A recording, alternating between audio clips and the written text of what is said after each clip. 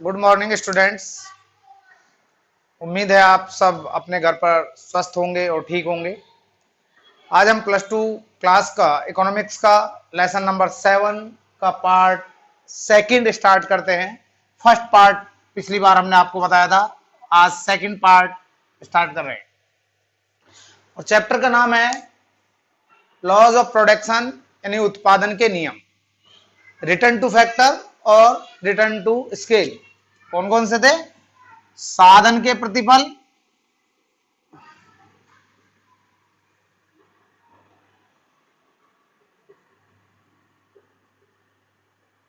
तथा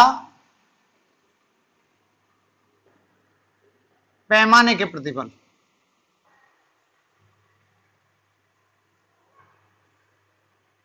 ये हमारा टॉपिक है। साधन के प्रतिफल रिटर्न टू फैक्टर और पैमाने के प्रतिफल रिटर्न टू स्केल। इसके बारे में हमने आपको बताया था कि रिटर्न टू फैक्टर क्या होता है, उसके बाद रिटर्न टू स्केल क्या होता है। हमने इसमें पहला बताया था रिटर्न टू फैक्टर जो है, यानी साधन के प्रतिफल जो था,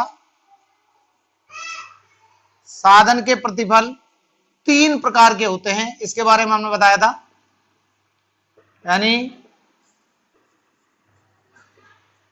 रिटर्न्स टू फैक्टर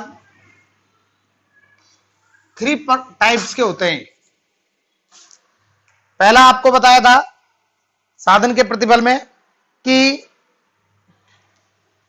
फर्स्ट बताया था साधन के बढ़ते प्रतिफल। साधन कहिए या कारक कह सकते हैं आप हिंदी में, कारक के बढ़ते प्रतिफल।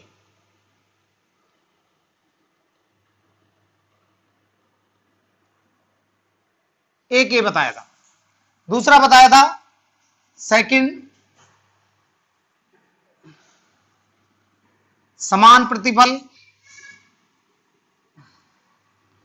यानी कारक के समान प्रतिफल। और जो थर्ड बताया था वो बताया था घटते प्रतिफल, या इसको हम ह्रासमान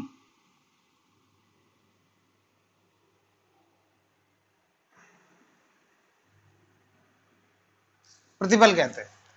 यानी जो साधन के प्रतिफल होते हैं वो 3 होते हैं: साधन के बढ़ते प्रतिफल, साधन के समान प्रतिफल और साधन के घटते प्रतिफल। बढ़ते प्रतिफल को कहेंगे इंक्रीजिंग रिटर्न,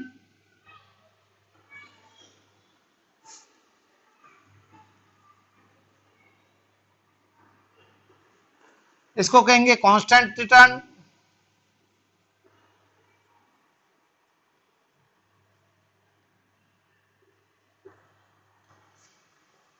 और इसको कहेंगे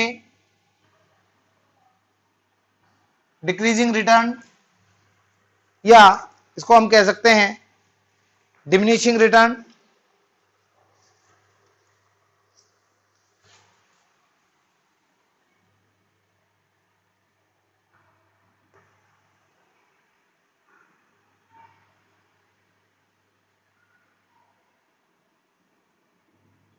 तो 3 टाइप्स होते हैं इनके। ये हमने आपको सभी को बताया। इसमें बताया था कि जो इंक्रीजिंग रिटर्न होते हैं, कारक के बढ़ते प्रतिफल होते हैं, ये वो स्थिति होती है जिसमें टीपी उस समय बढ़ती दर पर बढ़ता है। TP increase at increase rate when more and more variable factor are employed with a fix factor. In this situation marginal production of variable factor is increased and marginal cost is decreased. दूसरा बताया समान प्रतिफल। तो समान प्रतिफल वो स्थिति है जिसमें टीपी उस समय बढ़ती दर पर, टीपी का मतलब कुल उत्पादन उस समय बढ़ती दर पर बढ़ता है जब एक स्थिर साधन के साथ परिवर्तनशील साधन, यानी समान प्रतिफल वह स्थिति है जिसमें कुल उत्पादन उस समय समान दर से बढ़ता है जब एक स्थिर साधन के साथ परिवर्तनशील साधन की अधिक इकाइयों का प्रयोग किया जाता है। इस स्थिति में परिवर्तनशील साधन का जो सीमांत उत्पादन है वो भी समान होता है और सीमांत लागत भी समान होती है। इसके बाद आपको बताया घटते प्रतिफल। साधन के घटते प्रतिफल वह स्थिति है जिसमें टीपी यानी कुल उत्पादन उस समय घटती दर पर बढ़ता है जब एक स्थिर साधन के साथ परिवर्तनशील साधन की अधिक इकाइयों का प्रयोग किया जाता है। ठीक है, ये इसके जो है आपको मीनिंग बताए। अब मान लीजिए टेबल बताते हैं, जैसे टेबल के बारे में भी आपको बताया कि मान लीजिए यहां लिया आपने लैंड यानी भूमि, ये एक स्थिर साधन है। यहां लिया आपने लेबर, ये एक परिवर्तनशील साधन है। या आपने लिया टीपी और यहां लिया एमपी, अगर टेबल की बात आती है। या इस पर न्यूमेरिकल क्वेश्चन भी आ जाता है, यहां आप कांस्टेंट रखेंगे, यहां 1 2 3 4 और 5। टीपी आप देखेंगे कि मान लीजिए स्टार्टिंग में आप जो भी लेते हैं, मान लीजिए 2 लिया आपने, तो अब 2 से ज्यादा बढ़ाइए, 3 बढ़ाएंगे, इसमें 3 है, इसमें हर बार ज्यादा ऐड कीजिए। 2 में इससे अधिक ऐड करेंगे तो 5 आएगा, उससे अधिक ऐड करेंगे तो 9 आएगा, उससे अधिक ऐड करेंगे तो 14 आ गया, और उससे अधिक ऐड करते तो 20 आ जाएगा। और ये एमपी निकालने के लिए यहां 2 नीचे वाले में से ऊपर घटाएंगे, 3 4, इसमें से -5 और इसमें से ये आ जाएगा 6। तो यही हम बोल रहे थे कि जब एक वेरिएबल फैक्टर को एक फिक्स फैक्टर के साथ लगाया जाता है तो टीपी इंक्रीज होता है इंक्रीज रेट से, हर बार बढ़कर बढ़ता है, और एमपी बढ़ता है और मार्जिनल कॉस्ट घटती है। एक तो था आपका ये। सेकंड आपको बताया समान प्रतिफल क्या है, कि वही आप लैंड ले लीजिए यानी भूमि, लेबर ले लीजिए यानी श्रम, या टीपी यानी टोटल प्रोडक्शन, और एमपी ले लीजिए। तो ये भी कांस्टेंट आपने लिया, मान लीजिए यहां 1 2 3 4 और 5। इसमें भी बताया कि जब एक फिक्स फैक्टर के साथ वेरिएबल फैक्टर यानी लेबर को लगाया जाता है तो टीपी कांस्टेंट रेट से बढ़ता है। मान लीजिए यहां 2 लिया, हर बार बराबर बढ़ाएंगे, 2 का 4 हो जाएगा, नेक्स्ट टाइम 2 बढ़ाएंगे 6 हो जाएगा, 8 हो जाएगा एंड 10 हो जाएगा, और मार्जिनल प्रोडक्शन जो है 2 2 रहेगा यानी कांस्टेंट रहेगा। ठीक है, यानी हर बार इसमें से ऊपर वाले को घटाएंगे तो 2 ही आ जाएगा आपका। ये होता है constant return to factor.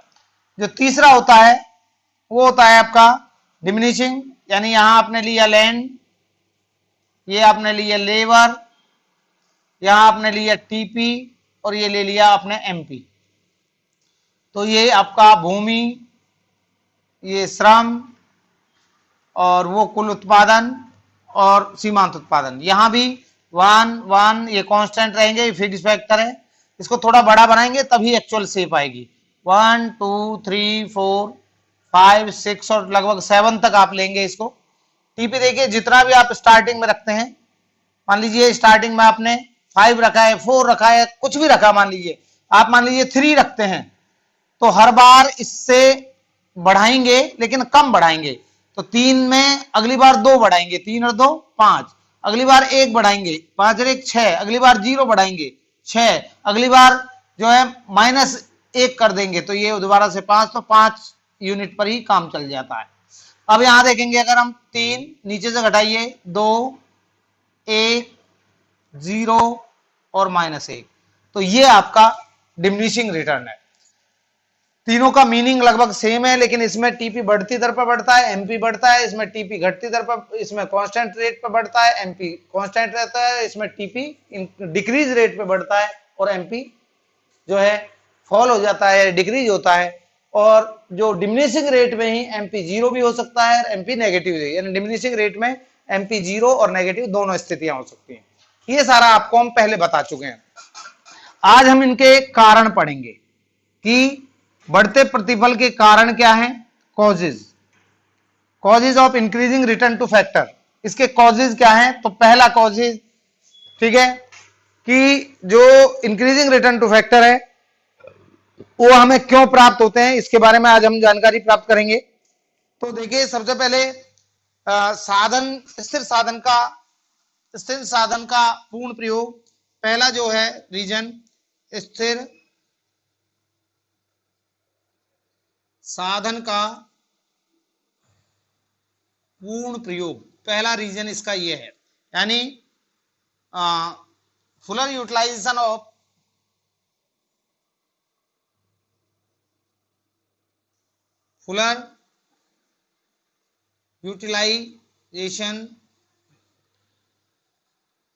of fixed factor, पहला रीजन ये है, यानी स्थिर साधन का पूर्ण प्रयोग। सेकंड जो रीजन है वो है आपका कि परिवर्तनशील साधन की कार्यकुशलता में वृद्धि। परिवर्तनशील साधन की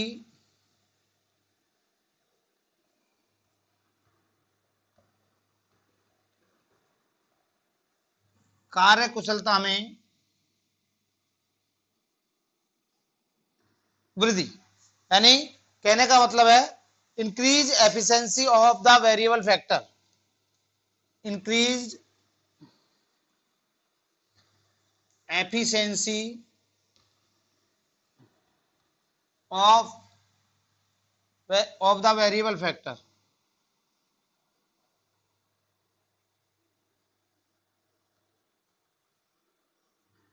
ये सेकंड हो गया।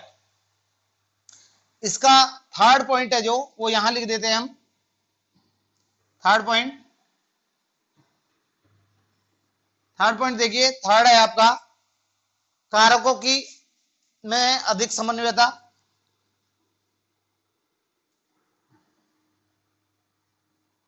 कारकों में अधिक समन्वय,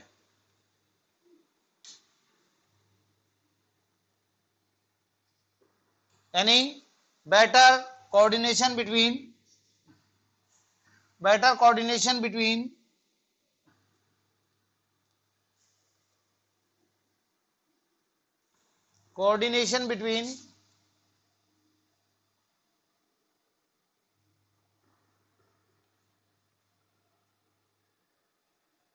फैक्टर्स।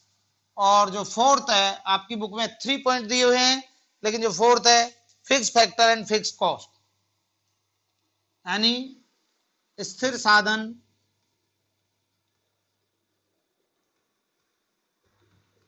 तथा स्थिर लागत। फिक्स फैक्टर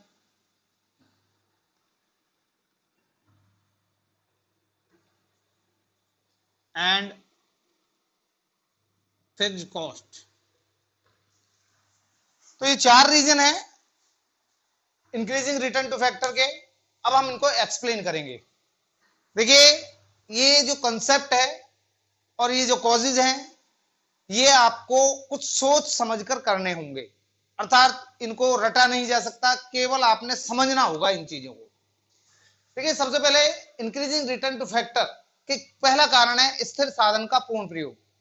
देखिए, जब हम एक फैक्टर के साथ, जब एक साधन है, मान लीजिए लैंड है, इस फैक्टर के साथ 1 हेक्टेयर लैंड के साथ केवल 1 लेबर लगाते हैं, ठीक है, यानी ये कहिए कि हम 5 लेबर उस पर लगा सकते हैं 1 हेक्टेयर लैंड पर, यानी अगर उस लैंड पर, भूमि पर 5 हम लेबर लगाते हैं तो उसका फुल यूटिलाइज होता है।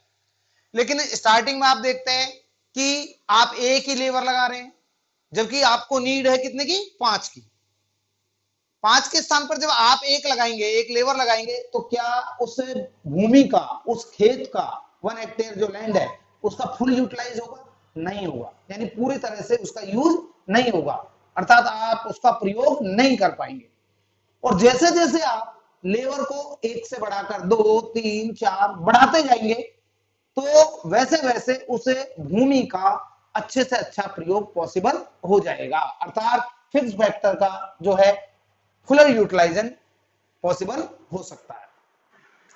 तो देखिए, इन द प्राइमरी स्टेज और इनिशियल स्टेज ऑफ प्रोडक्शन, यानी उत्पादन की प्रारंभिक अवस्था में land which is the fix factor is not fully utilise, यानी लैंड का पूरा प्रयोग नहीं हो सकता है, ठीक है। For the fuller utilisation of this fix factor और लैंड, इस लैंड या फिक्स फैक्टर के पूर्ण प्रयोग के लिए we need more variable factors, हमें अधिक वेरिएबल फैक्टर की आवश्यकता होती है। एज वेल एज, जैसे जैसे हम we increase the number of variable factor with fix factor, जैसे जैसे हम फिक्स फैक्टर के साथ वेरिएबल फैक्टर की मात्रा बढ़ाते जाते हैं, the fix factor is better utilise, fix factor का क्या होता है, अच्छा प्रयोग होने लगता है। ठीक है, ड्यू टू दिस, इसके परिणाम स्वरूप TP increase at increase rate and marginal production of variable factor is also increase, ये रीजन होता है। इसके परिणाम स्वरूप परिवर्तनशील साधन का कुल उत्पादन बढ़ती दर पर बढ़ता है और सीमांत उत्पादन बढ़ने लगता है। ये फर्स्ट रीजन था। सेकंड है परिवर्तनशील साधन की कार्यकुशलता में वृद्धि, अर्थात increase efficiency of the variable factor. तो देखिए यहां भी वही बात आती है, जब इनिशियल स्टेज में जब एक फैक्टर फिक्स फैक्टर के साथ वेरिएबल फैक्टर की कम मात्रा को लगाया जाता है तो सारा काम उस अकेले वेरिएबल फैक्टर ने करना पड़ता है। जैसे अभी बताया कि इस भूमि का यूज करने के लिए 5 मजदूर चाहिए, 5 श्रमिकों की आवश्यकता है, लेकिन आपने एक लगाया तो अकेले व्यक्ति को वो सारा काम करना पड़ेगा। अर्थात जितनी भी भागदौड़ है, जितना भी श्रम है, वो अकेले व्यक्ति को करना पड़ेगा, जिसके कारण वो जल्दी उसको थकान हो जाएगी और उसकी एफिशिएंसी जो है वो बढ़ने की बजाय क्या हो जाएगी, घट जाएगी। लेकिन जैसे जैसे हम वेरिएबल फैक्टर की मात्रा को बढ़ाते जाते हैं कि एक क्लाइंट के साथ एक लेबर लगाई, एक से अगर हम बढ़ाएंगे 2, 3, 4 तो काम जो है बढ़ने लग जाता है। अर्थात अब केवल काम एक व्यक्ति को नहीं करना पड़ रहा, बल्कि 2, 3, 4, 5 लोगों में बढ़ जाता है। और जब काम बढ़ जाता है तो इससे एफिशिएंसी ऑफ वेरिएबल फैक्टर यानी श्रम की जो कुशलता है, प्रोडक्टिविटी है, वो क्या हो जाएगी, वो इंक्रीज हो जाती है। Is that clear? थर्ड जो रीजन दिया, कारकों की में अधिक समन्वय, यानी कारकों में अधिक समन्वय का मतलब है उनमें अच्छा तालमेल या कोऑर्डिनेशन बन जाता है। देखिए जब एक हेक्टेयर लैंड के साथ केवल एक लेबर आप लगाएंगे, रेशो चाहिए हमें 1:5 की, क्योंकि हमने बताया कि एक लेबर का, एक हेक्टेयर लैंड का फुल यूटिलाइज करने के लिए 5 लेबर आपको चाहिए। लेकिन इनिशियल स्टेज में केवल आपने एक लगाई, रेशो चाहिए थी आपने 1:5 की, एक लैंड और 5 लेबर, लेकिन आपने रेशो रखी इनिशियल स्टेज में 1:1 की, तो इससे जो फिक्स फैक्टर और वेरिएबल फैक्टर में जो कोऑर्डिनेशन होना चाहिए था, तालमेल होना चाहिए था, वो अच्छा नहीं रहता है। अब जैसे जैसे आप वेरिएबल फैक्टर की मात्रा को फिक्स फैक्टर के साथ बढ़ाएंगे, वैसे वैसे उनके बीच में कोऑर्डिनेशन यानी तालमेल अच्छा होता जाता है। इससे टीपी इंक्रीज होता है इंक्रीज रेट पे, और एमपी जो है मार्जिनल प्रोडक्ट फैक्टर का बढ़ने लगता है। ये तीनों आपकी बुक में है, लेकिन क्योंकि 4 मार्क्स का आता है तो फोर्थ टॉपिक हमने जो फोर्थ रीजन है, स्थिर साधन और स्थिर लागत। इसका मतलब क्या है कि देखिए जब प्रारंभ में इनिशियल स्टेज में हम जो है प्रोडक्शन चालू करते हैं तो कुछ जो प्रोडक्शन में कुछ लागतें ऐसी होती हैं जो फिक्स्ड होती हैं। ठीक है, समझ आई? जैसे मशीन आपने ली और मशीन की जो कॉस्ट है वो फिक्स्ड है। अब जब हम मशीन पर कम यूनिट प्रोड्यूस करेंगे, केवल एक लेबर लगाते हैं इनिशियल स्टेज में, तो प्रोडक्शन कम होता है, और प्रोडक्शन कम होगा तो कॉस्ट बढ़ेगी। ठीक है, आगे जाने। लेकिन जैसे जैसे हम लेबर की मात्रा को बढ़ाते जाते हैं तो प्रोडक्शन की मात्रा भी क्या होती जाती है, बढ़ जाती है, या यूं कहिए कि वो फिक्स कॉस्ट है जो वो अधिक यूनिट्स में डिवाइड हो जाती है। जैसे मान लीजिए एक एग्जांपल लेते हैं कि मान लीजिए आप एक हैंड वॉच, रिस्ट वॉच बनाने के लिए, एक घड़ी बनाने के लिए मशीन लगाते हैं, तो आप एज्यूम कीजिए उस घड़ी की कॉस्ट क्या होगी। उस घड़ी की कॉस्ट हो सकती है लाखों में हो, क्योंकि आपने जो मशीन लगाई वो केवल एक घड़ी बनाने के लिए लगाई। लेकिन अगर उसी मशीन से आप लाखों घड़ियां बनाते हैं तो उसकी पर यूनिट कॉस्ट क्या हो जाएगी, कम हो जाएगी। अर्थात वो मशीन की कॉस्ट है हजारों और लाखों घड़ियों में बढ़ जाती है। Is that clear? तो ये कहता है कि there are certain cost which are fixed, कुछ लागतें ऐसी होती हैं जो फिक्स्ड होती हैं। वेदर प्रोडक्शन इज मोर, जब प्रोडक्शन ज्यादा होता है, लेजर जबकि प्रोडक्शन ज्यादा और कम हो सकता है।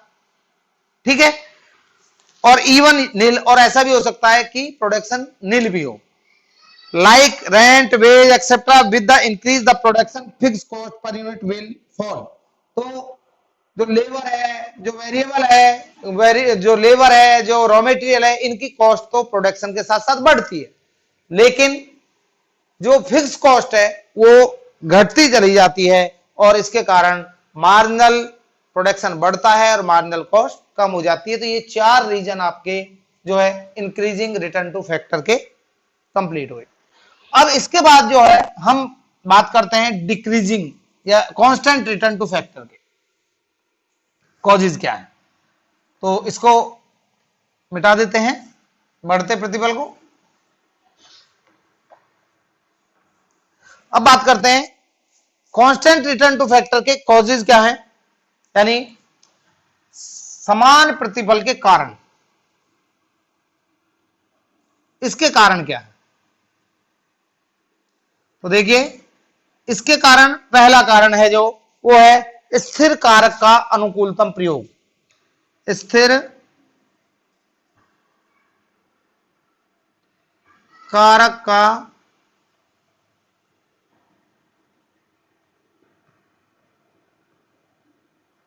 अनुकूलतम प्रयोग, यानी optimum utilisation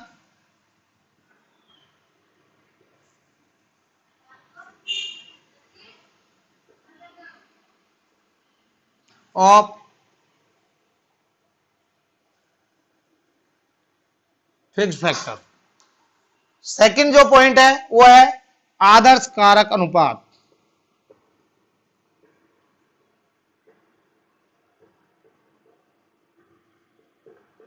means ideal factor ratio.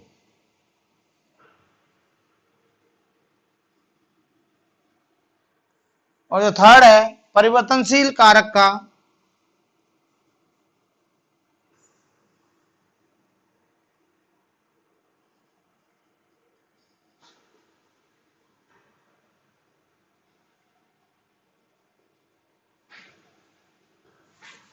कुशलतम प्रयोग।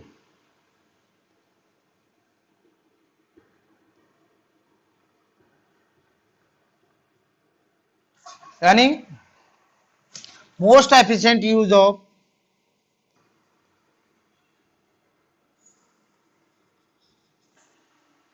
यूटिलाइजेशन ऑफ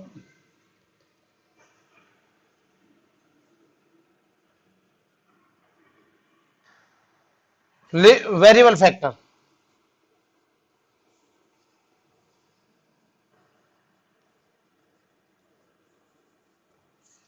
ये तीन रीजन है जो है समान प्रतिफल के। सबसे पहला स्थिर कारक का अनुकूलतम प्रयोग। देखिए क्या होता है कि जब फिक्स फैक्टर है, मान लीजिए एक लिमिट के बाद बढ़ते प्रतिफल के बाद, जब फिक्स फैक्टर के साथ परिवर्तनशील साधन की यानी वेरिएबल फैक्टर की अधिक इकाइयों का प्रयोग किया जाता है, तो उससे जो उत्पादन में वृद्धि होती है, ठीक है, तो उसके बाद एक ऐसी स्थिति आ जाती है कि स्थिर कारक का बेटर से बेटर यूटिलाइजेशन होने लगता है, यानी जितनी उसकी कैपेसिटी है फिक्स फैक्टर की वो उतना प्रोड्यूस करने लगती है, और इससे जो है परिवर्तनशील कारक का जो सीमांत उत्पादन है वो अधिकतम अवस्था में जाकर के स्थिर हो जाता है। यानी एक लिमिट ऐसी होती है, मान लीजिए आप भोजन नहीं करते हैं, इसको थोड़ा हम अलग से लेते हैं, अब खाना खाते हैं तो एक लिमिट ऐसी आ जाती है कि उसके बाद आप पूरी तरह से संतुष्ट हो जाते हैं। तो यहां भी ऐसा ही होता है कि एक लिमिट ऐसी आ जाती है कि फिक्स फैक्टर का बेटर से बेटर यूज होने लगता है, और वेरिएबल जो फैक्टर की जो प्रोडक्टिविटी है वो मैक्सिमम पर जाकर के कांस्टेंट हो जाती है, स्थिर हो जाती है। दूसरा आदर्श कारक अनुपात। हमने कहा एक हेक्टेयर लैंड के साथ 5 मजदूर चाहिए, 5 लेबर लगानी है, ठीक है। तो जैसे ही आप 5 लगा देते हैं तो उसके बाद एक स्टेज ऐसी आ जाती है कि वेरिएबल और फिक्स फैक्टर का जो रेशो है, यानी उनकी जो मात्रा है वो एक आइडियल रेशो में आ जाती है, ठीक है। इससे टीपी बढ़ता तो है लेकिन हर बार आगे आगे कांस्टेंट रेट से बढ़ता है, यानी एक लिमिट के बाद भी 5 लेवर के बाद भी जब आप छठी सातवीं लगाते हैं तो टीपी बढ़ेगा, लेकिन कांस्टेंट रेट से बढ़ेगा, इंक्रीज रेट से नहीं बढ़ेगा, और एमपी जो है उस स्थिति में कांस्टेंट हो जाता है। और जो थर्ड है वो कहता है कि परिवर्तनशील कारक का कुशलतम प्रयोग, यानी जब स्थिर एक फिक्स फैक्टर के साथ परिवर्तनशील यानी वेरिएबल फैक्टर की मात्रा बढ़ती है, ठीक है, यानी उसकी क्वांटिटी को, वेरिएबल को या लेबर की मात्रा को हम बढ़ाते जाते हैं, तो एक ऐसी स्थिति आती है कि उसमें सबसे अधिक उपयुक्त श्रम विभाजन पॉसिबल होता है, यानी वर्क डिवीजन जितना पॉसिबल से पॉसिबल हो सके उतना बढ़िया से बढ़िया होता है।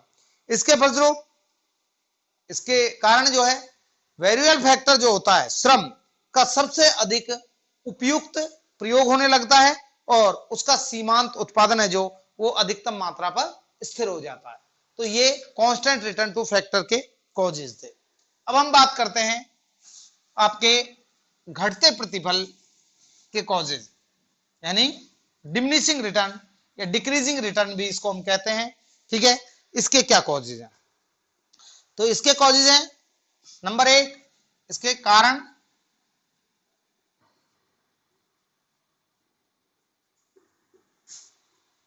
पहला कारण है इसका उत्पादन के स्थिर कारक,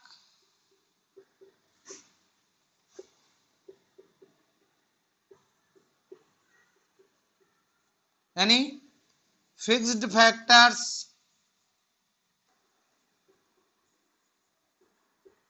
ऑफ प्रोडक्शन, ये पहला कारण होता है। दूसरा कारण है इसका अपूर्ण कारक स्थानापन्नता,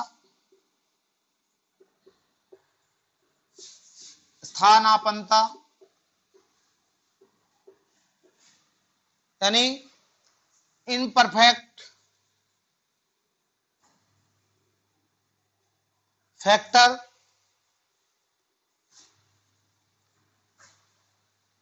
imperfect factor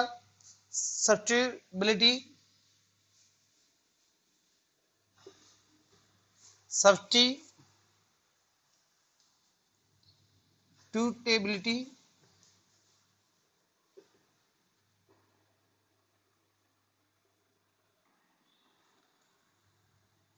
थर्ड जो रीजन है वो है कारकों की कम समन्वयता, यानी poor coordination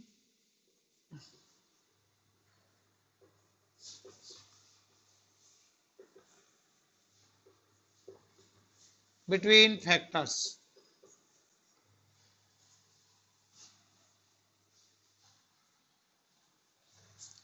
poor coordination between factors. तो जो है ये आपके रीजन हुए 3 डिमिनिशिंग रिटर्न टू फैक्टर के। इधर क्लियर? अब इनको हम एक्सप्लेन करते हैं, देखिए।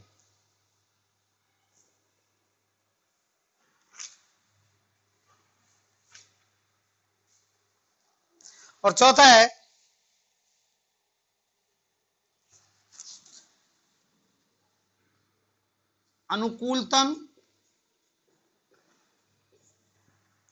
अनुकूलतम ठीक है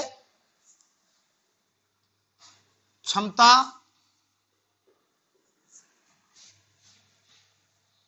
की उपलब्धि,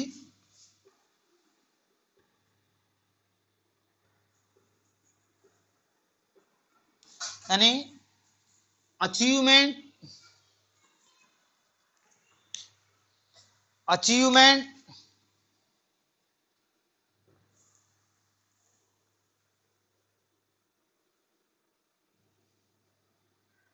ऑफ ऑप्टिमम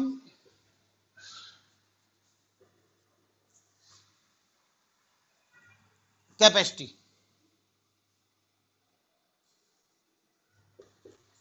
ये आपके जो है 4 कॉजेज हैं डिमिनिशिंग रिटर्न के। यहां भी आपका बुक में 3 दिए हुए, 4th हम आपको बता रहे हैं। तो देखिए सबसे पहले बात करते हैं उत्पादन के स्थिर साधन। आप ये जानते हैं कि जो हमने फैक्टर रिटर्न टू फैक्टर पढ़ा, इसमें साधन, एक साधन कम से कम फिक्स्ड होता है और बाकी वेरिएबल होते हैं, ठीक है। फिक्स फैक्टर जो होता है, जब इस फिक्स फैक्टर के साथ एक लिमिट के बाद भी, यानी मान लीजिए आपने 5 लगाने थे और आपने 10, 11, 12, एक लिमिट के बाद भी वेरिएबल फैक्टर की मात्रा को आप जैसे जैसे बढ़ाए चले गए, जैसे जैसे बढ़ाते जाते हैं, तो फिक्स फैक्टर की रेशियो जो है वेरिएबल की तुलना में बहुत कम हो जाती है। ठीक है, इससे जो है फिक्स फैक्टर को वेरिएबल फैक्टर की ज्यादा मात्रा के साथ प्रोडक्शन करना पड़ता है, और वेरिएबल फैक्टर का जो मार्जिनल प्रोडक्शन है वो क्या हो जाता है, कम हो जाता है। यानी वेरिएबल फैक्टर बहुत ज्यादा हो जाते हैं, फिक्स फैक्टर बहुत कम हो जाता है, तो उसकी जो वेरिएबल फैक्टर है उसकी प्रोडक्टिविटी बढ़ने की बजाय क्या हो जाती है, घट जाती है। इधर क्लियर। दूसरा अपूर्ण कारक स्थानापन्नता, यानी इसका मतलब है इम्परफेक्ट फैक्टर सब्स्टिट्यूटेबिलिटी, अर्थात जो साधन है, ठीक है, वो एक दूसरे के स्थान पर एक लिमिट में ही सब्स्टिट्यूट किए जा सकते हैं। मतलब एक लिमिट के बाद आप उसको सब्स्टिट्यूट नहीं कर सकते हैं। इसका मतलब है एक साधन के स्थान पर आप दूसरे साधन का प्रयोग एक मात्रा से के आगे नहीं कर सकते हैं। जैसे उदाहरण के लिए हम कहें कि भाई मान लीजिए मारुति उद्योग अपना प्रोडक्शन बढ़ाना चाहती है, तो हमने कहा कि भाई उसके पास 2 तरीके होते हैं प्रोडक्शन बढ़ाने के। एक तो मारुति उद्योग लेबर को बढ़ाए, यानी वेरिएबल फैक्टर को बढ़ा दे, और कांस्टेंट जो फिक्स फैक्टर है उसको कांस्टेंट रख ले, प्रोडक्शन बढ़ सकता है। लेकिन क्या अगर मारुति अपने प्रोडक्शन को 3 गुना करना चाहे, तो क्या लेबर को बढ़ाकर ही प्रोडक्शन को 3 गुना कर सकती है? नहीं कर सकती। उसका रीजन ये होता है कि अगर प्रोडक्शन बढ़ाने की बात हो 100, 50, तो आप लेबर को बढ़ाकर बढ़ा सकते हैं। लेकिन अगर 3 गुना 4 गुना आप प्रोडक्शन बढ़ाना चाहते हैं, तो लेबर को फिक्स फैक्टर के स्थान पर प्रयोग आप नहीं कर सकते। जैसे यहां भी हमने लिया कि एक हेक्टेयर लैंड के साथ 5 लेबर लगानी है, और अगर 5 से आपने 15 लगा दी, तो फिक्स फैक्टर की जो कमी है उसको आप लेबर से पूरा नहीं कर सकते। इसके कारण जो है स्थिर कारक का इष्टतम प्रयोग होने के बाद उसके स्थान पर किसी दूसरे स्थान जो स्थानापन्न है उसका प्रयोग नहीं हो सकता। इसके फलस्वरूप परिवर्तनशील कारक और स्थिर कारक का अनुपात उचित नहीं होता है, यानी वेरिएबल और फिक्स फैक्टर का जो रेशो है वो बहुत अच्छा नहीं रह जाता, और जो वेरिएबल फैक्टर है उसकी मार्जिनल प्रोडक्टिविटी क्या हो जाती है, घट जाती है। थर्ड है कारकों की कम समन्वयता, यानी पुअर कोऑर्डिनेशन बिटवीन फैक्टर्स। तो इसमें क्या है कि when more and more variable factor are employed with the fix factor after a limit और आफ्टर ए पॉइंट, ठीक है, यानी जब लगातार वेरिएबल फैक्टर की मात्रा को फिक्स फैक्टर के साथ बढ़ाया जाता है, तो एक बिंदु के बाद जो coordination between variable and fix factor are not better, यानी उनके बीच में जो कोऑर्डिनेशन है वो बेटर नहीं होता है, यानी अच्छा नहीं होता है। ये पुअर कोऑर्डिनेशन उनके बीच में हो जाता है, ठीक है। इसके फलस्वरूप परिवर्तनशील और स्थिर कारक का जो बेटर कोऑर्डिनेशन नहीं होने के कारण जो वेरिएबल फैक्टर है उसकी मार्जिनल प्रोडक्टिविटी घटती है। Is that clear. और लास्ट है अनुकूलतम क्षमता की उपलब्धि या अचीवमेंट ऑफ ऑप्टिमम कैपेसिटी। इसमें क्या है, if the perfect adjustment of the factor of production has been made, यानी जो उत्पादन के जो साधन है, ठीक है,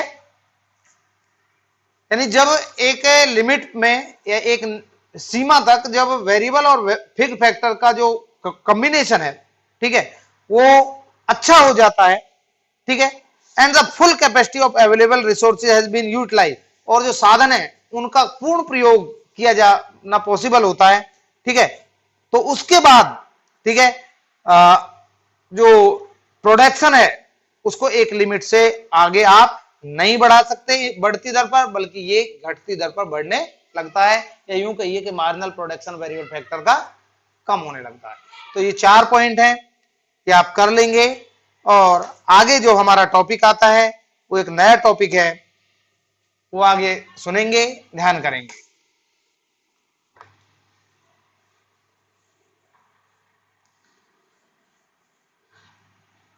देखिए बेटा, अब इन्हीं तीनों जो कंसेप्ट है इनके ऊपर ही हम बात करते हैं कि जो साधन के प्रतिफल जो है वो कब लागू होते हैं। ठीक है, तो साधन के मेनली घटते प्रतिफल की हम बात करते हैं। तो देखिए, जहां पर मनुष्य का रोल ज्यादा होता है, ह्यूमन बीइंग का रोल प्रोडक्शन एक्टिविटीज में ज्यादा होता है, वहां पर बढ़ते प्रतिफल लागू होते हैं। ठीक है, यानी जिन उत्पादन के क्षेत्रों में मनुष्य का रोल उत्पादन में ज्यादा होता है वहां बढ़ते प्रतिफल लागू होते हैं। इसके विपरीत जहां पर नेचर यानी प्रकृति का रोल ज्यादा होता है वहां पर घटते प्रतिफल के नियम लागू होते हैं। ऐसा क्यों होता है? देखिए आप एक बात जानते हैं कि मान लीजिए मनुष्य काम करता है किसी उत्पादन संस्थान में, फैक्ट्री में, अगर वो 10 साल 20 साल जैसे जैसे वो उसकी एज बढ़ती जाती है तो ये आप जानते हैं उसकी कैपेसिटी कम हो जाती है। ठीक है, मनुष्य को आप बदल सकते हैं, उसके स्थान पर ज्यादा कैपेसिटी वाला व्यक्ति रिप्लेस कर सकते हैं। ठीक है, इसलिए घटते प्रतिफल के नियम जो है उन क्षेत्रों में कम लागू होते हैं या देर से लागू होते हैं जहां मनुष्य काम करता है।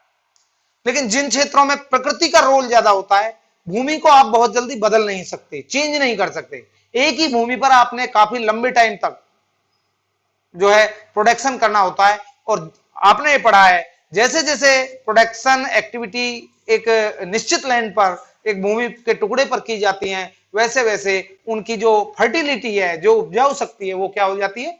कम हो जाती है।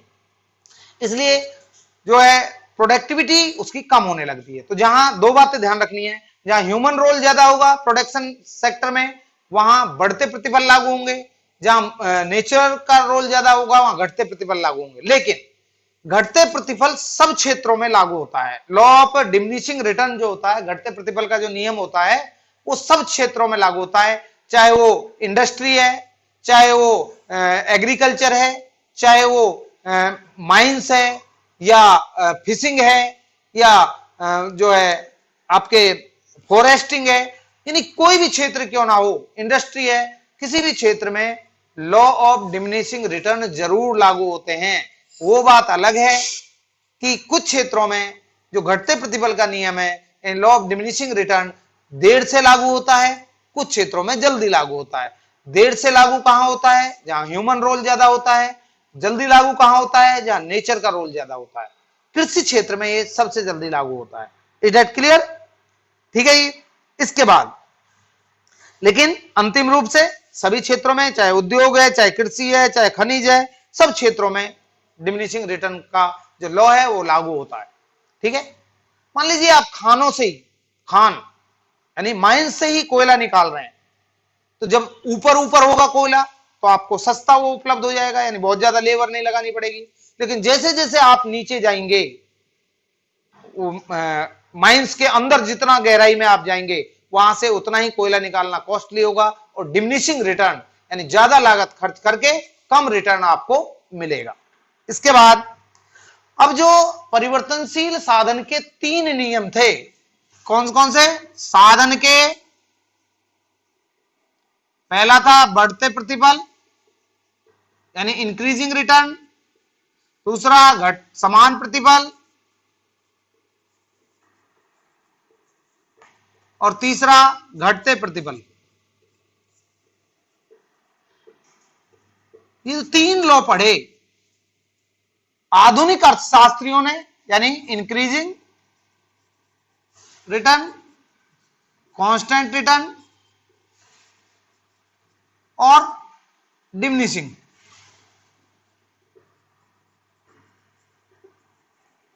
ये 3 रिटर्न जो पढ़े, इनके स्थान पर जो मॉडर्न इकोनॉमिस्ट है उन्होंने एक अलग नियम बना दिया, और जिसको कहते हैं हम परिवर्तनशील या परिवर्ती अनुपात का नियम।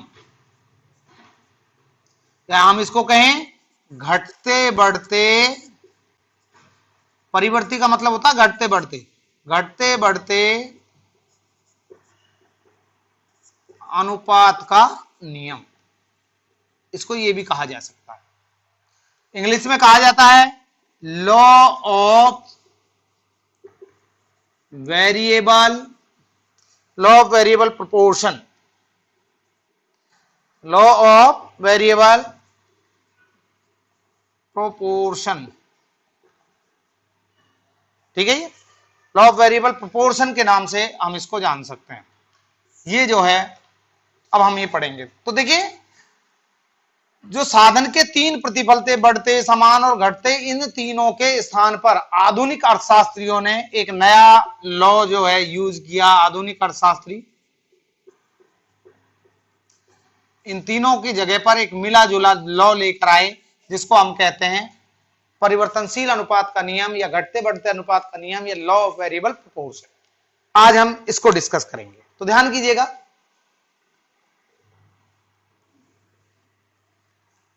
तो देखिए, लॉ ऑफ वेरिएबल प्रोपोर्शन होता क्या है। Law of variable proportion state that when more and more variable factor are employed with a fixed factor, then the ratio between factors is changed. Due to change in factor ratio, total production is changed in different rates. It is initially it is increased at increased rate, after it is increased at diminished rate, or and at last it is following. That clear. यानी परिवर्तनशील अनुपात का नियम हमें बताता है कि जैसे जैसे एक स्थिर साधन के साथ परिवर्तनशील साधन की अधिक मात्रा का प्रयोग किया जाता है, ठीक है, जैसे जैसे एक स्थिर साधन के साथ परिवर्तनशील साधन की अधिक मात्रा का प्रयोग किया जाता है, वैसे वैसे जो साधनों का अनुपात है वो उसमें परिवर्तन हो जाता है। साधन के अनुपात में परिवर्तन होने के कारण कुल उत्पादन में विभिन्न दरों से परिवर्तन होता है। यह पहले बढ़ती दर पर बढ़ता है, ठीक है, उसके बाद यह समान दर पे, लिख सकते हैं आप, समान दर पे बढ़ता है, उसके बाद घटते दर पे बढ़ता है, ठीक है, और अंत में ये भी लिख सकते हैं कि इसके बाद ये घटने लगता है। तो लॉ ऑफ वेरिएबल प्रोपोर्शन का सबसे पहले आप मीनिंग लिखेंगे। साधन के, सॉरी, परिवर्तनशील भी कहते हैं इसको, परिवर्तनशील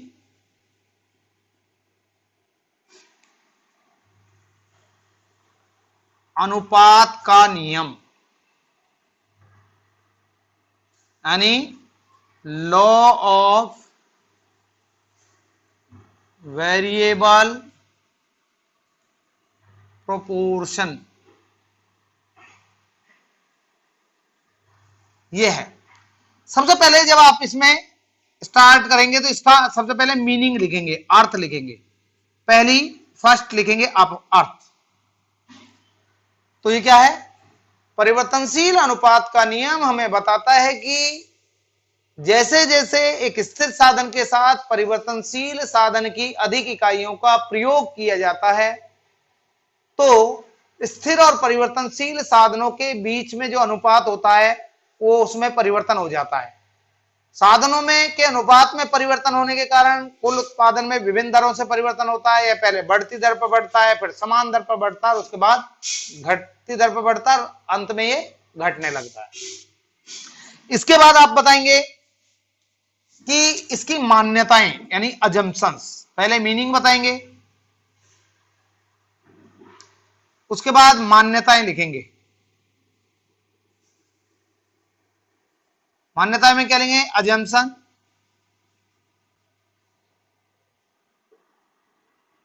अजम्पशन लिखेंगे। इसके अजम्पशंस क्या है, परिवर्तनशील अनुपात के नियम के अजम्पशंस क्या है कि उत्पादन फलन, production function is fixed type production function, sorry, production function is variable type production function, not fixed type production function. यानी उत्पादन फलन है वो परिवर्तनशील अनुपात प्रकार का है, स्थिर अनुपात प्रकार का नहीं है। ठीक है, यानी जो उत्पादन फलन का प्रकार है वो परिवर्तनशील है, क्योंकि देखिए साधन के प्रतिबल और पैमाने के प्रतिबल, यानी रिटर्न टू फैक्टर और return to scale. Return to factor में क्या होता था, फैक्टर रेशियो चेंज हो जाती थी। तो production function is variable type production function, not fixed type production function. दूसरा, all the units of variable factor is homogeneous, यानी सभी परिवर्तनशील जो साधन है उसकी सभी इकाइयां जो हैं वो समान हैं, यानी इक्वल हैं, या यू होमोजीनियस है। अर्थात ऐसा नहीं है कि एक मजदूर ज्यादा मेहनती है दूसरा कम मेहनती है, वो सारे बराबर बराबर मेहनती हैं। ये किस लिए बताया, क्योंकि हम कहते हैं कि जैसे जैसे एक स्थिर साधन के साथ परिवर्तनशील साधन की ज्यादा मात्रा यूज की जाती है तो एक लिमिट के बाद परिवर्तनशील साधन का सीमांत उत्पादन कम होने लगता है। अब जो मान लो 5 के बाद छठा और सातवां व्यक्ति हमने लगाया, उसका मार्जिनल प्रोडक्शन कम होने का कारण ये नहीं था कि वो कम मेहनती था, उसका कारण ये था कि मशीन पर 5 आदमी चाहिए तो भीड़ हो गई, 7 हो गई, जगह ही नहीं है 7वें आदमी की, तो प्रोडक्टिविटी तो कम हो ही जाएगी। तीसरा, तो दूसरा बताया कि उत्पादन के जो परिवर्तनशील साधन है वो सब समान या समरूप हैं, अर्थात उनकी उत्पादकता में किसी प्रकार में कोई अंतर नहीं है, उन्हें एक एक करके आप यूज कर सकते हैं। एक उदाहरण देता हूं, मान लीजिए आप गोलगप्पे खाते हैं, ठीक है, मुंह में पानी आ गया होगा सुन करके, आप गोलगप्पे खाते हैं, आपने 5 खा लिए, 6, 7, 8 खा लिए, उसके बाद 9वां जो गोलगप्पे आपने खाएंगे तो उसमें टेस्ट कम हो गया। पता है क्यों? क्या वो 9वां जो गोलगप्पे था वो बेकार था क्या? ऐसा नहीं है, उसका रीजन क्या था, आप ज्यादा खा गए। ठीक है, तो यहां भी यही बात है कि जो एक लिमिट के बाद वेरिएबल फैक्टर को आप लगाते हैं तो उसकी प्रोडक्टिविटी कम हो गई क्योंकि वो आपने ज्यादा लगा दी। It clear? नेक्स्ट, उत्पादन के कारक स्थिर है। तीसरी जो मान्यता है, प्रोडक्शन फैक्टर्स आर कांस्टेंट। ठीक है, प्रोडक्शन फैक्टर जो है, some factor are production are constant, यानी उत्पादन के कुछ साधन स्थिर हैं और कुछ साधन परिवर्तनशील है, और केवल प्रोडक्शन को परिवर्तनशील साधनों में परिवर्तन करके ही बढ़ाया जा सकता है। और लास्ट है जो प्रोडक्शन टेक्निक इज कांस्टेंट और there is no change in production technique. उत्पादन तकनीक में कोई परिवर्तन नहीं होता, because law of variable proportion is concerned with short period, क्योंकि ये अल्पकाल से संबंधित है। साधन के प्रतिबल भी अल्पकाल में लागू होते थे, अंतर आपको बताया, तो ये भी अल्पकाल से रिलेटेड है क्योंकि इसी के स्थान पर ये रखा गया है, तो इसमें टेक्निक को कांस्टेंट मान लिया गया है, उसमें कोई चेंजिंग नहीं होता है। इसके बाद जो थर्ड आप चीज बनाएंगे वो बनाएंगे टेबल, यानी तालिका या अनुसूची। इसमें आप जो बनाएंगे, इसके बाद टेबल से आप इसको एक्सप्लेन करेंगे। टेबल कैसे बनाएंगे, अब हम यहां चलते हैं, समझिए बड़े अच्छे से इसको। इसके बाद आप लिखेंगे कि लॉ ऑफ वेरिएबल प्रोपोर्शन को निम्न तालिका और चित्र से समझा जा सकता है। आप टेबल बनाएंगे, टेबल में आप लेंगे सबसे पहले लैंड यानी भूमि, ये इससे स्थिर साधन है। इसके बाद आप लेंगे लेबर यानी श्रम, ये एक वेरिएबल फैक्टर है। इसके बाद आप लेंगे टीपी, कुल उत्पादन कहते हैं। इसके बाद आप लेंगे एमपी, मार्जिनल प्रोडक्शन कहते हैं। उसके बाद आप लेंगे बेशक एपी, इनको स्पेस को चेंज कर सकते हैं, पहले एपी ले लीजिए या एमपी ले लीजिए, कोई दिक्कत नहीं है। ए स्टैंड्स एवरेज प्रोडक्शन और एम स्टैंड्स मार्जिनल प्रोडक्शन। ठीक है, तो आप यहां देखिए लिख देते हैं आपके लिए, यहां लिख लेंगे कुल उत्पादन, यहां औसत उत्पादन,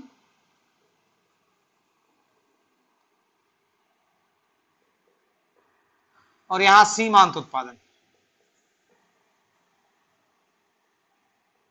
ये हो जाएगा। ठीक है, देखिए सबसे पहले लैंड 1 1 1 1 1 1 1 इस तरह से लेबर लेंगे 1 2 3 4 5 6 7।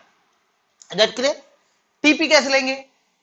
देखिए शुरू में आप यहां लेते हैं मान लो 2, कितना भी लेते हैं स्टार्टिंग में आप उसको बढ़ाकर बढ़ाएंगे, 2 और 3 5 और 4 9, 3 12 है, ठीक है। तो किस तरह लिया, पहले 2 लिया, उसके बाद 3 बढ़ाया, 4 बढ़ाया, फिर रिवर्स आ गए, फिर 3 बढ़ाया, उसके बाद 2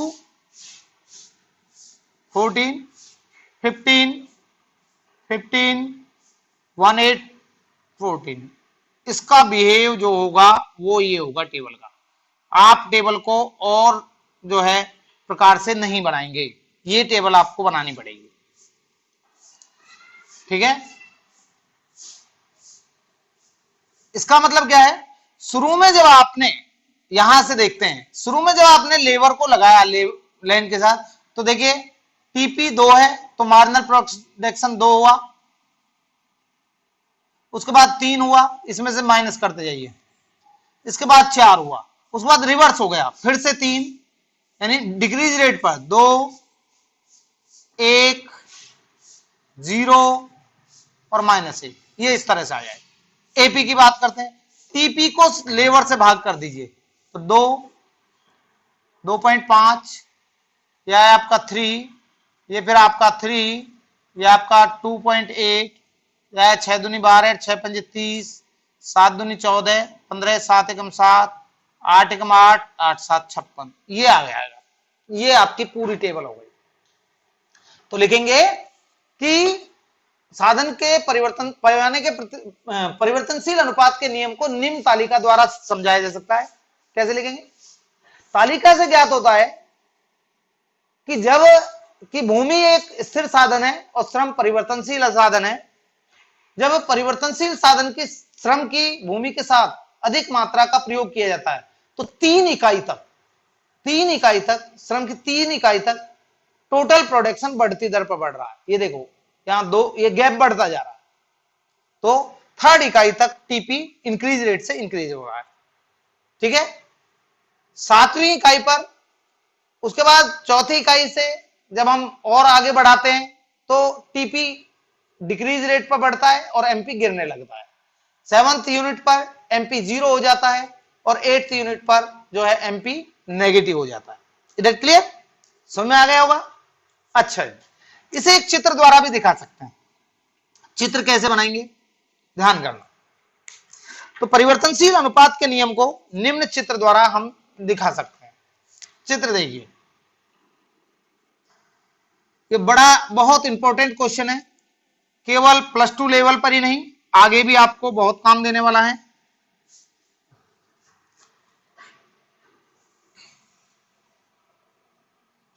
इस तरह फिगर के 2 पार्ट आप बनाएंगे, एक ये पार्ट बनाएंगे और दूसरा पार्ट ये होगा, यानी फर्स्ट पार्ट ए और सेकंड पार्ट ये बी हो जाएगा, ठीक है।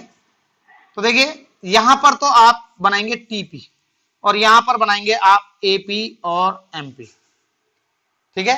ये चित्र हमने 6th चैप्टर में भी आपको बनवाया था, रिलेशन में, ध्यान में हो। उसके बाद लेवर लेंगे, ए इक्वल डिस्टेंस रखें, 2 3 4 5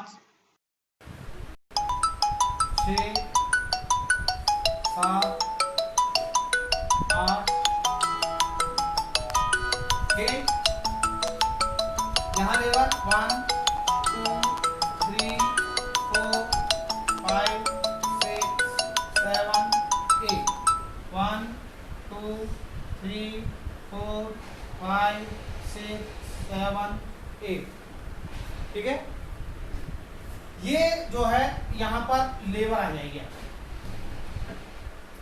अब देखिए टीपी, देखिए इसमें मैक्सिमम कितना है, टीपी को अगर हम देखेंगे तो टीपी आपका मैक्सिमम है 14, तो उसके अकॉर्डिंग 14, 2 का डिफरेंस ले लीजिए, 2 4 6 8 10 12 और 14, ठीक है।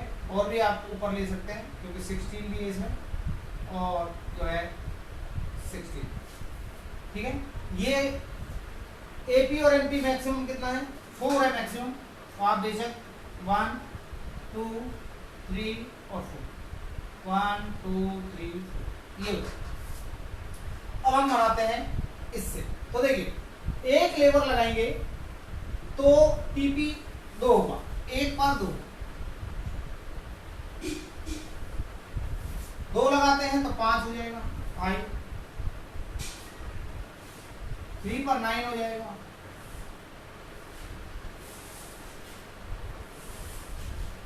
4 पर 12 हो जाएगा,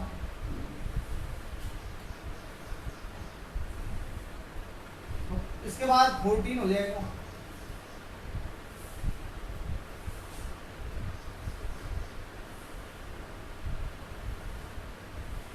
उसके बाद 15 हो जाएगा, यानी 6 पर भी 15 और 7 पर भी 15, और उसके बाद फिर से 8 पर 14 हो जाएगा, ये हो जाएगा। जब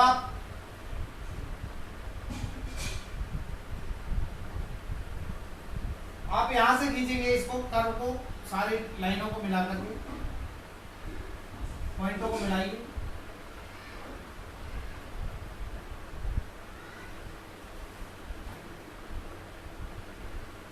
ये जो आएगा आपका, ये आ जाएगा आपका टोटल प्रोडक्शन का।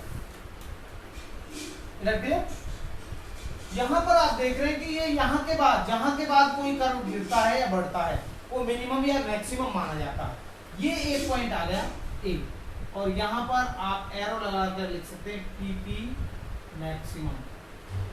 टीपी क्या हो जाएगा इसमें, अधिकतम।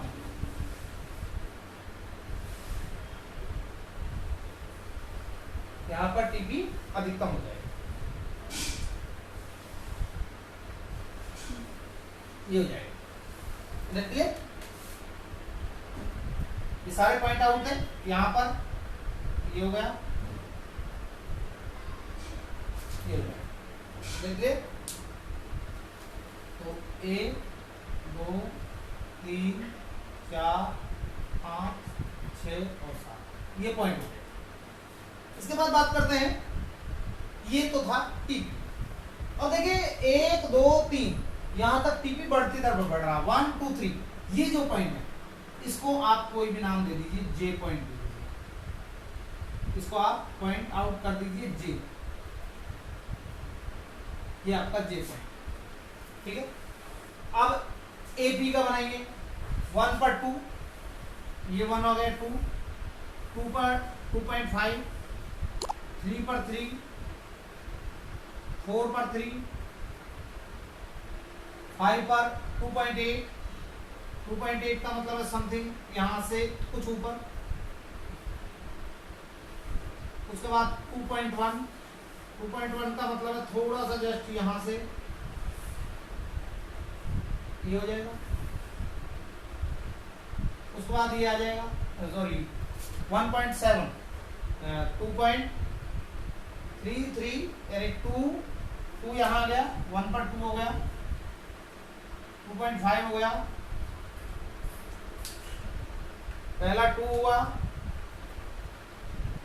दूसरा 2.5 हुआ, थर्ड में आपका 3 हुआ, फोर्थ में 3 हुआ, 5 में 2.8, उसके बाद 2.5, इसके बाद एक आ गया आपका 2.5 आ गया, उसके बाद 2.1 आ गया, और उसके बाद आपका लगभग 1.7 आ गया।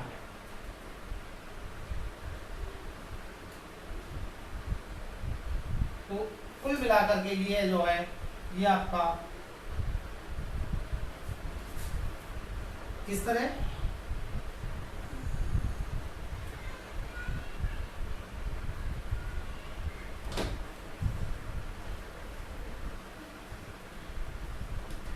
ये आ गया आपका ए।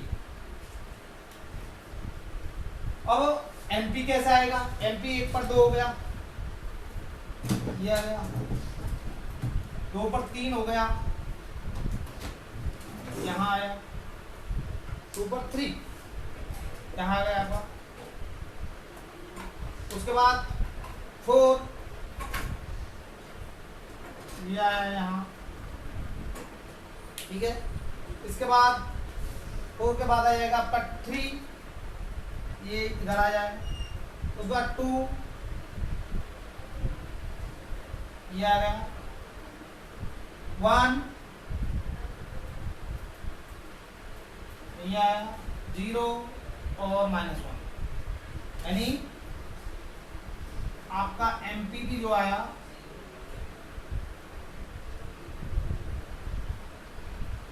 इस तरह से।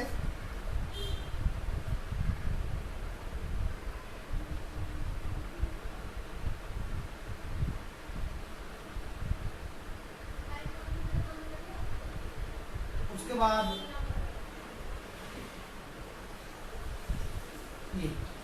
ये आपका एनपीआर। अब आप देखिए यहां पर आप देखेंगे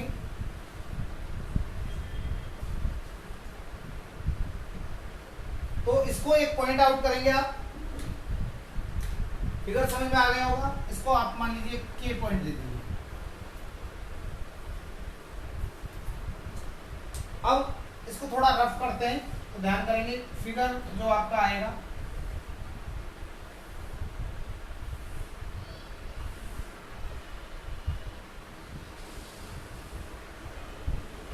इनकी कोई इंपॉर्टेंस नहीं है।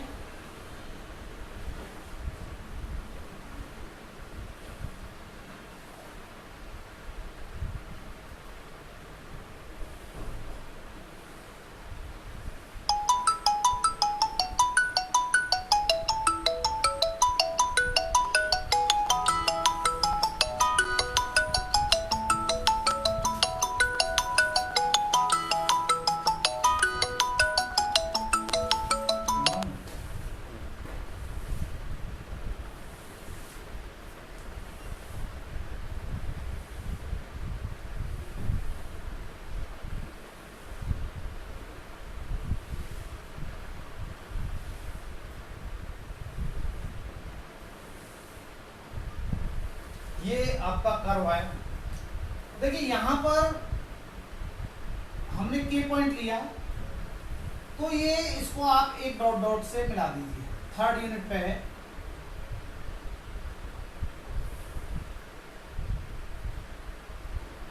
इस तरह मिला। ठीक है। एक यहां पर ये लिया है, ये मैक्सिमम है 7th यूनिट पर, इसको भी आप बेशक इससे मिला सकते हैं। ये मिला इतना आप समझ में आ गई होगी कहां से मिलाया है।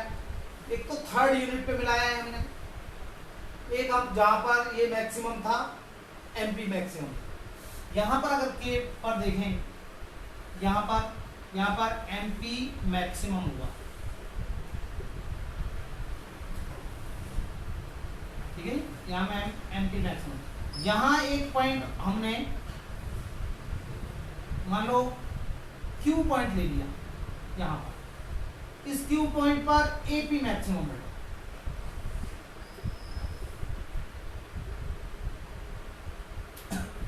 ठीक है, ये एक पॉइंट हमने ले लिया यहां पर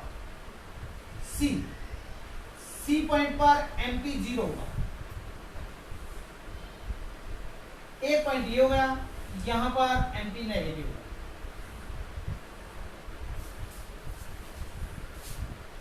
तो लॉग वेरिएबल प्रोपोर्शन को इस चित्र के द्वारा एक्सप्लेन किया जा सकता है। क्या लिखेंगे? Log variable proportion is explained with the following figure.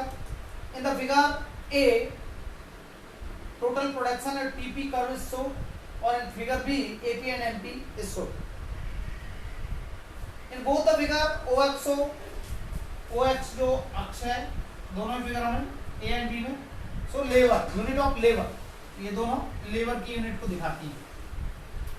In figure A, OY show TP and O. In figure B, OY show AP and MP. In figure A, initially TP increase rate. शुरू में TP बढ़ती दर पे बढ़ता है O से J तक। शुरू में जो TP है टोटल प्रोडक्शन कर रहा है O से J तक बढ़ती दर से बढ़ता है। आफ्टर पॉइंट J के बाद it is rising decreasing rate, ये घटती दर से बढ़ता है। At point it is A it is maximum और after point A it is falling. ये जो है आपका टीपी के बारे में, यानी अगर हम लिखें तो देखिए यहां पर टीपी इंक्रीज होता है at the rate of increase. यहां पर टीपी जो है बढ़ती दर पर बढ़ता है, जैसे यहां पर टीपी इंक्रीज तो होता है at the rate of decrease, decrease rate से इंक्रीज होता है ए पर मैक्सिमम। और अगर यहां लिखें, यहां लिख देते हैं टीपी फॉल, यहां टीपी क्या होता है, गिरता है। एक तो ये इंट्रोड्यूस कर दिया, दूसरा क्या इंट्रोड्यूस किया इन फिगर बी ओआईसो एपी एंड एमपी। एपी है एवरेज प्रोडक्शन कर्व, एपी जो है औसत उत्पाद वक्र है, और एमपी सीमांत उत्पाद वक्र। Initially both AP and MP is rising, शुरू में दोनों ये बढ़ते हैं। Q is the maximum point of AP.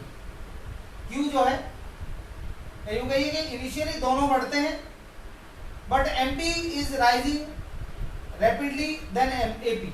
लेकिन एपी जो एमपी है जो एपी से तेज बढ़ता है। देखिए दोनों एक साथ चले, ओ से स्टार्ट हुए लेकिन एक साथ स्टार्ट होते हैं, लेकिन एमपी बढ़ते हुए आगे निकल गया, तो एमपी की गति तेज होती है।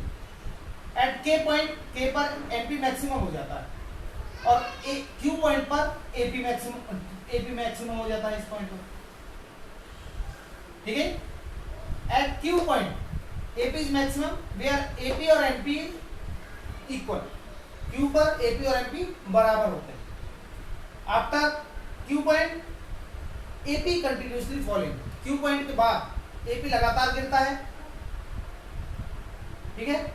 And MP also falling and at C point, और सी पॉइंट पर एमपी जो है वो जीरो हो जाता है। एंड आफ्टर सी, और सी के बाद MP is negative. Is clear? इसके बाद आपको बताया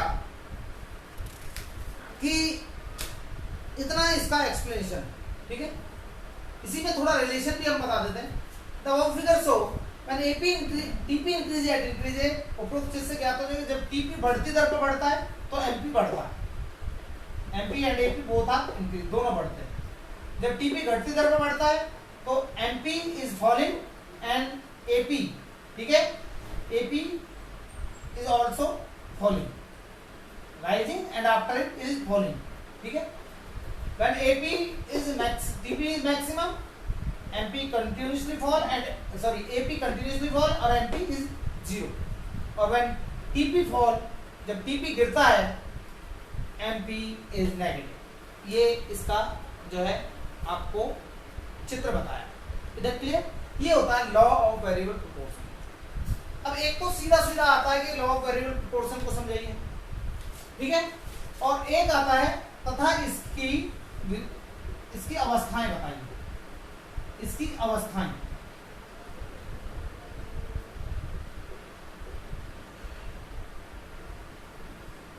यानी एंड इट्स स्टेजेस। देखिए बेटा, लॉ ऑफ वेरिएबल प्रोपोर्शन की तीन अवस्थाएं होती हैं। There are 3 stage of law of variable proportion. ये आपको टेबल रफ कर देते हैं। तो लॉ ऑफ वेरिएबल प्रोपोर्शन की 3 स्टेज होती हैं, 3 स्टेज। तो लिखेंगे पहली स्टेज, स्टेज फर्स्ट,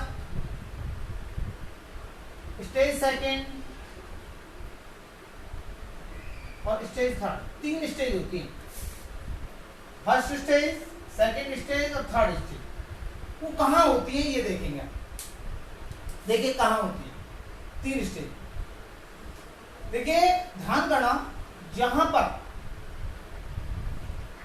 ये 4th इकाई जहां पर एपी मैक्सिमम होता है, यानी इसको यहां लिख देते हैं क्यू, जहां एपी मैक्सिमम होता है, यहां पर पहली स्टेज होती है 4th यूनिट, ये फर्स्ट स्टेज, ये सेकंड स्टेज है और ये थर्ड स्टेज। ये 3 स्टेजेस हैं। फर्स्ट स्टेज कहां तक है? फर्स्ट स्टेज है यहां तक, 4th यूनिट तक। सेकंड स्टेज है 7th यूनिट तक और थर्ड स्टेज है आफ्टर 7th यूनिट। तो 3 स्टेजों में क्या लिखेंगे? In first stage TP increase at increase rate, पहली स्टेज में टीपी बढ़ती दर पर बढ़ता है and after it rising decrease rate, और जैसे जैसे ये थोड़ा सा पार्ट है उसके बाद घटती दर से बढ़ता है। And MP increase, AP and MP both are increase, AP is maximum, ठीक है, and after it is falling, MP जो है मैक्सिमम होता है और उसके बाद गिरने लगता है, एंड एपी इज मैक्सिमम और एपी मैक्सिमम पर होता है। In second stage TP increase eight decrease rate, TP घटती दर पर बढ़ता है and reach its maximum point, और अपने अधिकतम बिंदु पर पहुंच जाता है, ठीक है। एमपी एंड वो MP and AP both are diminishing, ठीक है, and MP can be zero, और एमपी जीरो हो सकता है, ठीक है। और in third stage TP is falling, TP जो है गिर रहा होता है, एपी कंटिन्यूसली फॉल, एपी गिरा लगातार गिरता है, एंड एमपी जो है वो नेगेटिव हो जाता है। तो ये 3 स्टेज हैं, ये आप करेंगे। पहली स्टेज में जैसे शॉर्ट में लिख देते हैं, टीपी जो है, टीपी के क्या, TP increase at increase rate and after it increase at decrease rate, यानी पहले बढ़ती दर में बढ़ता है उसके बाद घटती दर में। एमपी क्या होता है इसमें, एमपी और एपी राइजिंग, ये दोनों बढ़ते हैं, MP reached its maximum, MP maximum पर पहुंचता है। सेकंड स्टेज में क्या होता है, देखो एमपी है मैक्सिमम पर, ये दोनों बढ़ रहे थे। सेकंड पे क्या होता है, TP increase eight decrease rate and reach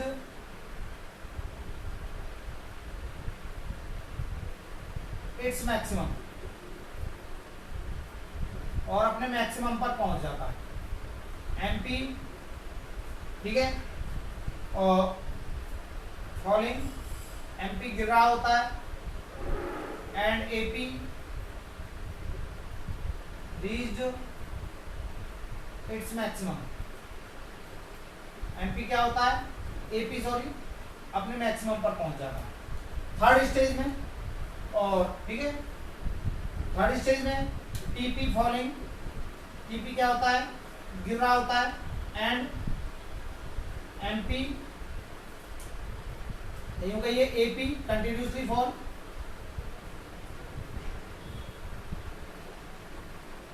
न्यूसली fall,